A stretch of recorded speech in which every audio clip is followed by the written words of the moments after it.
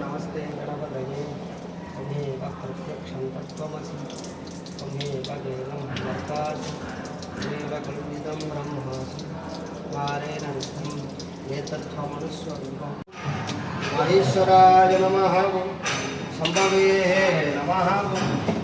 विनायिने नमः शशिशेखराय नमः गुरुवाक्याय नमः अमर्दिने नमः कामारये नमः स्वसूदनाय नमः ॐ गङ्गाधराय नमः